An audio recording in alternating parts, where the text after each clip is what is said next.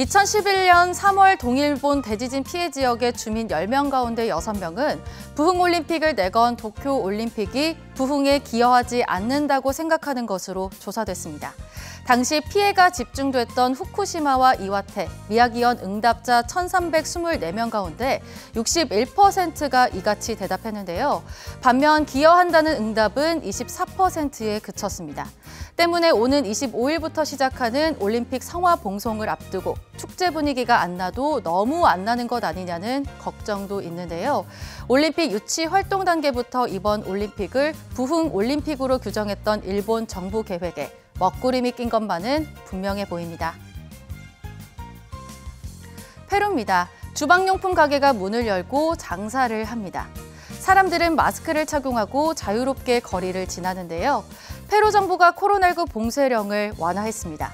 106일 동안 이어진 봉쇄령으로 경제가 무너지면서 시위가 잇따르고 있는 실정을 반영한 조치인데요. 코로나19 재확산으로 무기한 폐쇄했던 잉카 유적지 마추픽추 등 고대 유적지도 재개장을 했습니다. 프란시스코 사가스티 대통령은 봉쇄령 완화는 생존을 위한 선택임을 강조했는데요. 하지만 전문가들은 정부의 제한 완화가 너무 이르다고 지적하고 있습니다.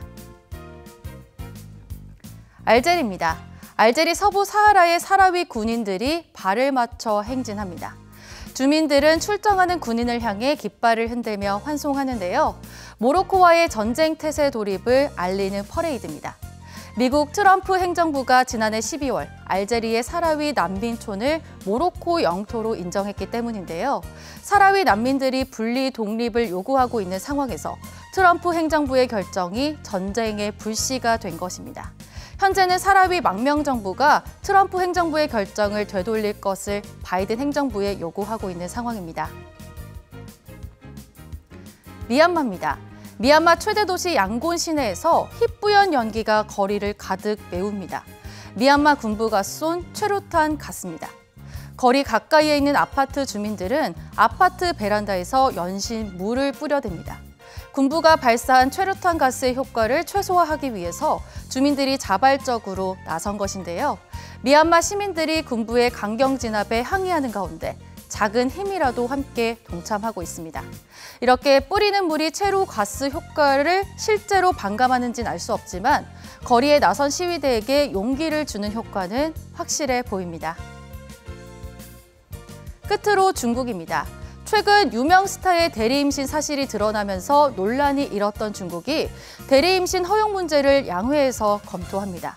오는 4일 개막하는 전국인민정치협상회의, 줄여서 정협은 대리임신 문제를 일부에 한해 허용하는 안건을 다룰 계획인데요.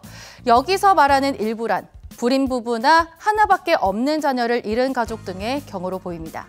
반대로 대리임신을 엄격하게 처벌해야 한다는 주장도 동시에 검토합니다. 대리임신은 현재 미국과 이스라엘, 또 영국과 캐나다 등 일부 국가가 제한된 형태에 한해 일부 허용하고 있습니다. 지금까지 월드브리핑이었습니다.